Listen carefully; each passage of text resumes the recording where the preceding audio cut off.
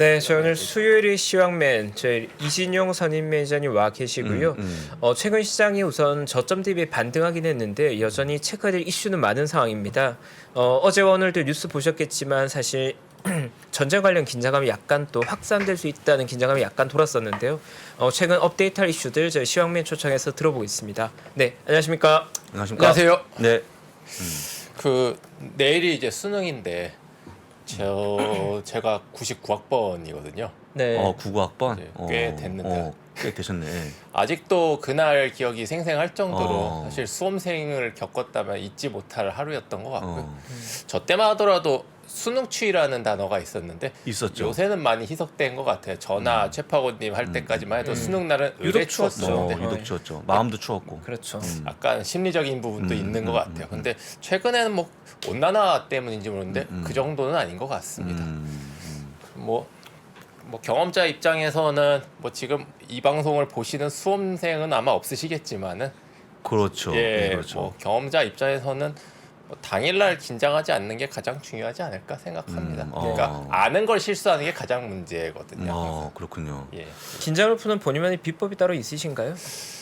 글쎄요. 뭐 저는 특별히 뭔가를 뭐 행했다기보다는 그냥 평소의 루틴을 그대로 이어가자. 뭐 특별한 걸 하지 않고 항상 이제 흔히 하는 말이 이제 연습은 실전처럼 하고 실전은 연습처럼 하라 뭐 그렇지 않습니까? 뭐 그렇게 그냥 평이하게 하다 보니까 별로 제 실력을 못했던 것 같습니다. 네. 내일 모든 수험생분들은 본 실력보다 더 좋은 실력 발휘하시길 바라겠습니다. 네, 그렇습니다. 네, 최근 업데이트할 뉴스 많을 텐데요. 네. 어제 뉴스 어떤 거 좀 있을까요? 예, 어제 뭐 굵직한 사건들이 몇 가지 있어가지고 간략간략하게 넘어가 보겠습니다. 어제 시작은 상당히 좋았었습니다. 미국 물가지수가 예상치를 크게 하회하면서 상승 출발을 했고요. 나스닥이 장중에 2.7% 이상, 거의 3% 이상 급등을 했었는데 그 폴란드에 대한 이제 러시아 공격 이슈가 발표되면서 주가가 이제 크게 출렁였고요. 결국은 상승폭을 반납하면서 어쨌든 다우 기준으로는 이제 강보합 정도를 유지하면서 마감을 했습니다. 최근에 이제 연준 의사들이 이제 발언이 이어지고 있는데 그 브레이너드 연준 부의장이 그저께 금리 인상 속도를 조절할 것이다 이렇게 얘기를 했었는데 이 말이 이제 즉 12월 그러니까 다음 FMC에서 이제 50bp를 어느 정도 기정사실화하는 게 아니겠느냐 이 부분에 대해서 시장에서 좀 긍정적으로 보고 있는 것 같고요. 실제로 페드와치 기준으로 지금 12월 FMC 50bp 인상 가능성은 약 85%로 상당히 이제 높게 보고 있다. 그 뒤로 예상하는 거는 이제 더 이상 이제 빅스텝이 아닌 이제 기존대로 25bp 정도씩 이제 인상폭을 더 낮추지 않겠느냐. 그러니까 보폭을 슬슬 줄여 나가는 작업을 12월부터 시작하지 않겠느냐. 현재 시장의 스탠스는 그렇게 보시면 될 것 같습니다. 그 근거를 뒷받침하는 게 결국은 물가지수가 이제 어떤 감소세가 눈에 띈다는 부분인데요. 10월 미국 생산자 물가지수가 전월 대비 0.2% 상승에 그쳤는데 컨센서스가 0.5%였기 때문에 상당히 큰 폭으로 줄어들었습니다. 그러니까 이게 체감적으로 느껴지기 시작한다는 부분이 긍정적인 부분이고요. YOY 기준으로도 이제 전월 8.4% 대비 플러스 8%이기 때문에 이제 상승폭이 어느 정도 둔화되는 게 가시화됐다. 이 부분이 가장 현재 시장에서는 바라고 있는 그림이다라고 볼 수가 있을 것 같습니다. 네. 결국은 뭐 최근에 어떤 시장 랠리는 이런 부분이 조금 반영이 된 거다 그렇게 보면 될 것 같고요. 아무래도 지금 현재 가장 그 투자자분들이 관심 있는 거는 일단은 베어마켓 랠리가 진행 중인데 이 부분이 지금 다시 이제 꺾이느냐 아니면 어느 정도 바닥을 다진 거냐 이 부분이 사실은 가장 궁금해 하시는 것 같아요. 그렇죠. 아직까지는 사실 비관론이 팽배합니다. 제가 이제 상담을 해봤을 때 상당히 이제 아직도 다운이 돼 있는 상태예요. 투자자분들께서 아직 바닥은 조금 더 시기상조 아니겠느냐라는 의견들도 상당히 많은 만큼 아직까지는 심리가 완전히 돌아서진 않았는데요. 사실은 지금 S&P 기준으로 10월 달에 3,500포인트에서 어제 기준으로 장중에 4,000포인트를 찍었기 때문에 거의 퍼센티지로는 약 14%, 약 10% 정도 상승을 했는데 이 정도면은 이제 베어마켓 랠리로서는 어느 정도 저항선이라고도 볼 수가 있습니다. 4,000포인트가. 즉 이 이상의 상승폭을 유지를 하려면은 더 특별한 호재가 나와야 되는데 지금 당장 그렇지 않다면은 오히려 단기적으로는 어떤 단기 고점을 형성하고 조정이 일시적으로 나올 수 있다. 저는 개인적으로 이번 11월 말까지는 오히려 약간 쉬어가는 타이밍을 주지 않을까, 라고 생각을 하고요. 물론 이제 이 살짝 재조정 이후에 더 큰 상승도 가능한데 거기에 대한 이제 전제 조건이 아까 말씀드렸던 결국 물가지수의 확연한 하락세가 이어진다는 부분. 지금 한 달, 두 달 정도 이제 누적되면서 이게 꺾이는 모습에 이제 시장이 환호를 했는데 만약에 이게 계속해서 가시화가 된다면은 시장은 정말로 이제 그렇게 바라는 저점을 확인을 할 수도 있는 거죠. 네. 다만 이제 결국은 가장 궁금해하는 게 지금 물가가 꺾이는 게 보이면은 우리는 예상을 할 수 있는 거예요. 연준에서 터미널 레이트, 그러니까 최종 금리점을 어느 정도 예상을 할 수가 있는 거죠. 지금 물가가 안 잡히다 보니까 올해는 계속해서 이 터미널 레이트가 올라갔던 거고 우리의 예상보다 빠르게 금리가 올라가면서 시장이 충격을 받았었던 건데 이 부분이 확인이 된다면 4.5%가 되든 그게 5%가 되든 어느 정도 가시화만 된다면 그것만으로도 충분한 호재다라고 볼 수가 있는 거고요. 거기에 한 전제 조건이 결국 이제 CPI인 거고요. 그렇군요. 변수라면은 뭐 시장 자체가 밸류에이션 자체는 그렇게 아직도 싸지는 않다. 12개월 포워드로 봤을 때 S&P가 약 지금 한 18배 정도, 나스닥이 아직 23배 정도니까 뭐 수치로 봤을 때는 아 정말 싸다라고 할 정도는 아닌 거죠. 예. 정말 싸다는 한 얼마가 나올까요? 한 뭐 16배? 15배? 뭐 어떤 히스토리 역사적 관점을 봤을 때는 S&P가 만약에 15배 정도 수준까지 가면은 정말 과거 경험으로 봤을 때 충분히 싸다라는 이야기가 나올 만하죠. 근데 그걸 거기까지 나오려면 S&P 기준으로 3,000포인트 이하로 가야 되니까요. 뭐 거기까지는 안 가기를 이제 바라는 상황인 거죠. 그렇군요. 혹시 전쟁 이슈는 어떻게 될까요? 전쟁 이슈는? 어젯밤에 가장 예. 뜨거웠었고 예. 지금 뭐 계속해서 이야기가 나오고 있는데 어제 나왔던 이야기를 간단하게 정리를 좀 드리겠습니다. 폴란드 우크라이나 국경지대인데요. 폴란드 영토이지만은 미사일 2발이 이제 낙하를 하면서 사망자가 발생하는 불행한 사건이 그렇죠. 있었는데 예. 뭐 당연히 폴란드에서는 이제 비상이었죠. 비상. 예. 뭐 전투기가 이제 떴었고요, 실제로. 어. 예. 러시아 국방부에서는 당시에는 우리는 공격을 하지 않았다고 공식적으로 부인은 했었고, 러시아 같은 경우는 공교롭게도 사실은 그 주요 거점이었죠. 헤르손에서 이제 퇴각을 한 이후에 상당히 이제 거칠게 미사일 공격을 했었는데 키이우 등 이제 주요 도시에 거의 100여 발의 미사일을 주로 목표점이 이제 그런 이제 주요 시설물, 네. 예를 들면 이제 발전소라든지 기관 시설물에 폭격을 하다 보니까 뭐 거의 절반 정도가 정전이 될 정도로 심각한 이제 공격이 있었습니다. 그러다 보니까 여기에서 어떤 오폭이 있었던 게 아니냐, 잘못 미사일을 쏜 게 아니냐 이런 어떤 어제는 의구심이 있었는데 일단은 그 이후에 폴란드에서는 즉각적으로 미국 바이든 대통령과 통화를 하고 나토 회의를 소집을 했었죠. 아시다시피 지금 인도네시아 발리에서 G20 정상회의가 마침 하고 있어가지고 아까 전에도 이제 G20 정상들이 거기서 이제 긴급 회의를 하는 모습도 보였었고요. 나토 조약 중에 이제 5조가 집단 방위 조항이라는 게 있습니다. 집단 방위 조약이라는 건 나토 국가 중에 어느 한 국가가 공격을 받게 되면은 나머지 국가가 다 같이 거기에 공동 대응한다는 거거든요. 그러니까 이제 상호 방위 조약이죠. 쉽게 말하면 우리나라 한미 같이 한쪽이 공격받으면 다른 나라들이 다 같이 한꺼번에 거기에 대해서 대응을 하겠다. 즉각 이거를 이제 결국은 실시를 하는 거 아니냐. 이게 우려가 되는 부분은 그렇게 된다면 나토가 러시아에게 맞서게 되는 부분이니까요. 그래서 이게 어떻게 되느냐가 시장에서는 상당히 불안했었는데 그 뒤에 일단은 미국에서 공식적으로 밝힌 거는 이 미사일은 러시아에서 발사된 것이 아닌 것 같다라고 일단 공식적으로 발표를 했죠. 그 근거가 이 미사일 모델이 밝혀졌는데 S-300이라는 모델인데 사거리가 150km로 비교적 짧은 미사일인데 러시아와 폴란드 간의 거리가 이거보다 훨씬 멀다는 거죠. 즉 러시아에서 쏠 수가 없는 미사일이라는 거. 바꿔 말하면은 우크라이나에서 쏘면은 바로 옆이니까 가능하다. 그래서 결국은 이 발사 지역이 러시아가 아닌 우크라이나일 가능성이 크고 결국은 요격 미사일, 즉 러시아의 공격에 맞서는 요격 미사일을 쏜 것이 잘못해서 그쪽으로 간 것이 아니냐라고 잠정적으로 공식적으로 발표를 했고요. 아직 물론 모든 것은 확정이 되고 정확히 밝혀진 건 아닙니다. 단지 이제 추정을 한다는 것뿐이죠. 일단은 현재 나와 있는 상황만 봤을 때는 발사 지역은 우크라이나일 가능성이 큰 거는 맞고요. 왜냐하면은 뭐 사거리 이상을 쏠 수는 없는 거고.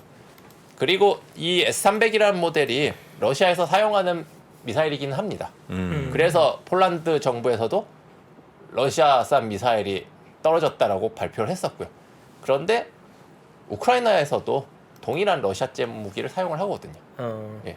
사실 우크라이나랑 러시아는 무기가 공유되는 게 상당히 많죠. 네. 그러다 보니까 우크라이나 쪽에서 쏜 게 아니냐, 혹은 뭐 오폭을 한 게 아니냐 이렇게 이제 얘기가 나오는 거고. 관점을 두 가지로 볼 수가 있을 것 같아요. 일단은 첫 번째로 실제로 러시아에서 뭐 타격을 하기도 어렵뿐더러 할 가능성 자체는 낮다. 왜냐면은 뭐 실익이 없거든요, 사실상. 폴란드를 공격할 만한 근거가 없는 거고요.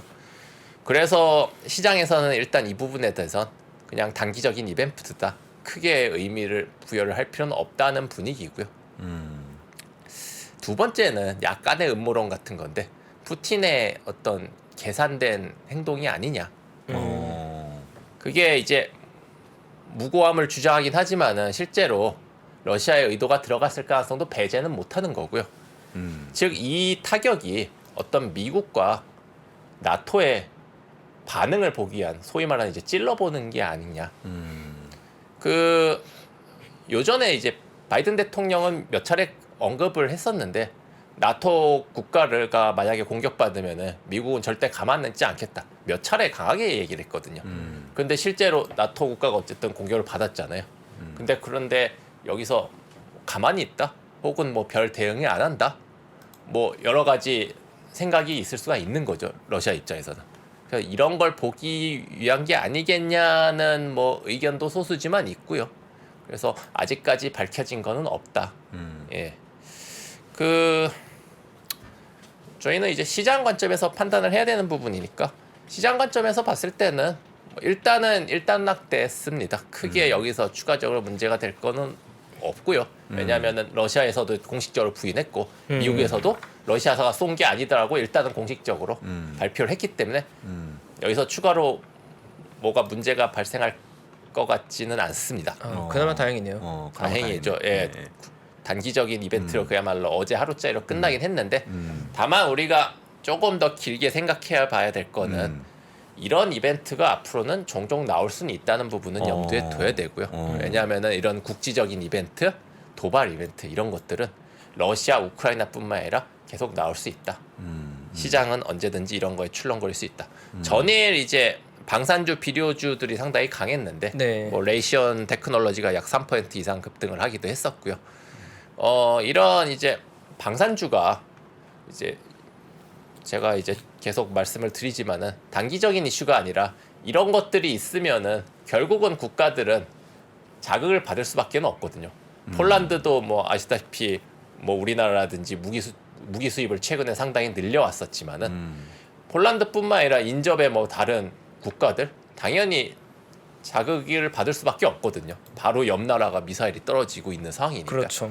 그렇다면 이게 결국은 단기가 아니라 중장기적으로도 방산주에는 호재가 될 수 있다. 예, 실적 차원에서는 호재가 될 수 있다. 그렇게 한 판단을 하셔도 되실 것 같습니다. 혹시 전쟁 관련해서 최근에 조금 러시아하고 우크라이나가 좀 휴전 가능성 뭐 이런 거 기사가 없나요? 좀 전쟁을 조금 안 할 것 같은 그런 기사가 없습니까? 아직까지 그런 모습은 뭐 외신이라든지 공식적으로 이제 들려오는 부분은 없고요. 없습니까? 양쪽 다 뭔가가 이제 명분은 필요할 것 같아요.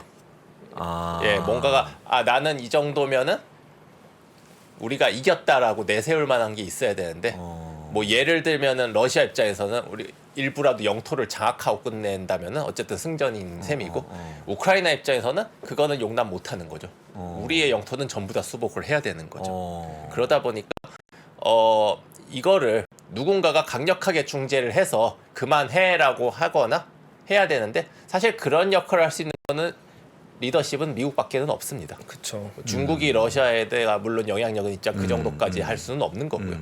그런데 미국이 그렇게까지 지금 양쪽을 강력하게 중재할 근거도 현재로서는 없어 보여요. 조금 조심스러운 이야기지만은 그렇게 의지가 없는 건지까지는 모르겠습니다만 일단은 명분은 없는 것 같아요. 그러다 보니까 전쟁 자체는 이게 뭐 전쟁이라는 게 조금 잘 아시는 분은 아시겠지만 1년 내내 뭐 총을 쏘고 미사일 쏘고 그런 건 아닙니다. 만약에 1년 동안 전쟁을 한다고 해도 미사일을 쏘는 날은 그렇게 며칠 많지는 않아요. 나머지는 그냥 똑같습니다. 그냥 서로 총 들고 그냥 대기만 하는 거거든요. 과거부터 전쟁이라는 건 그랬었거든요, 항상. 그러다 보니까 지금도 사실은 상당히 좀 지루하게 서로 이제 눈치만 보고 이제 흘러가고 있는 상황인 거죠. 그래서 네. 이 부분은 내년까지도 일단은 장기화 될 가능성이 크지 않겠느냐 그렇게 보고 있습니다. 네. 그렇군요. 여전히 전쟁 이슈는 업데이트해야 될 것들이 많이 있는 것 같아요. 긴장감을 여전히 키우다 보니까. 예, 계속해서 이쪽 부분에 대해서는 계속 관심을 좀 가지셔야 될 것 같습니다. 네. 저희 또 릴드레오님 밀덕이시거든요. 밀리터리는 좀 해박하십니다. 밀떡이군요. 네. 전쟁 관련 이제 궁금했으면 자주 여쭤보시면 됩니다. 그러면 이제 든든합니다. 매주 수요일마다 한 번씩 그 러시아 소식은 좀 업데이트가 좀 돼야 될 것 같습니다. 뭐 특이 사항이 있으면은 그때 네. 수시로 말씀을 드리도록 하겠습니다. 아니면 그 언제 전화를 주시든지 저한테 평일에도 상관없이 알겠습니다. 주말과 일요일도 전화 주시면 제가 듣고 있다가 주말에는 쉬셔야 되시니까. 네, 그렇습니다. 네. 밀떡이 처음 알았습니다 오늘. 네, 상당히 해박하십니다. 네, 든든합니다. 예. 자, 감사하고요.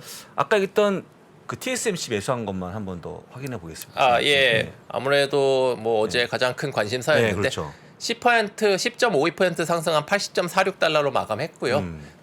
그 영향으로 반도체 관련주들이 다 같이 급등을 했습니다. ASML이 3.4%, AMD가 3.86%, 필라델피아 반도체 지수가 3% 넘게 상승을 했는데 최근에 필라델피아 반도체 지수가 상당히 강합니다. 저점 대비해서 상당히 많이 올라오는 강한 모습이고요.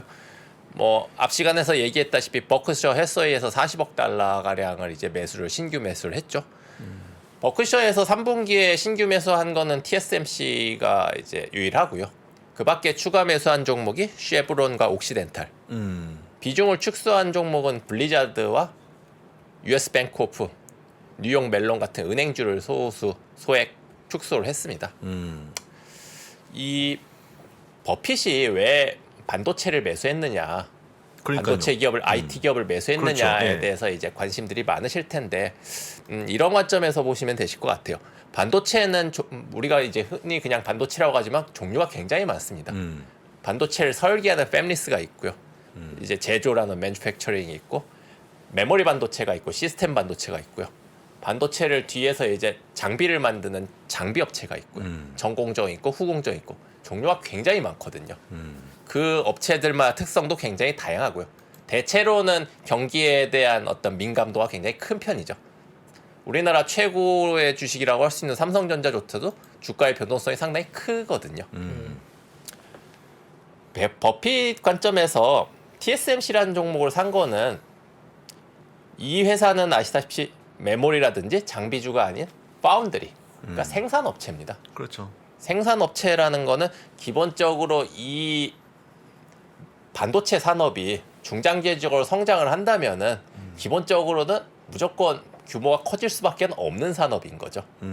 변동성 자체도 다른 회사들과는 상대적으로 작고 더구나 이 파운드리에서는 독보적으로 1위, 그러니까 압도적인 1위의 지위를 앞으로도 흔들릴 가능성이 크지 않다라고 판단을 한 거라고 보시면 되시고요. 아까도 뭐 애플 얘기도 했었지만은 버핏이 애플을 산 관점은 아주 단순하거든요. 기술주, 테크주 관점에서 산 게 아니라 일종의 필수 소비재 관점에서 산 그렇죠. 겁니다. 맞습니다. 예. 그러니까 결국은 애플의 매수 관점과 TSMC는 저는 일맥상통하는 것이 아니냐.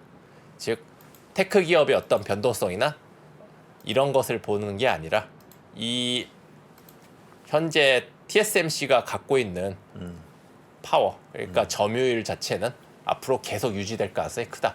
그러니까 반도체 회사가 앞으로 엔비디아가 더 잘 나갈 수도 있고 AMD가 더 잘 나갈 수도 있습니다. 어느 쪽이 뭐 기술 격차를 더 늘어날 수도 있고 이거는 사실 모르는 거거든요. 하지만 어느 회사가 승자가 되더라도 TSMC는 무조건 커진다는 계산이 깔려 있는 거죠. 예.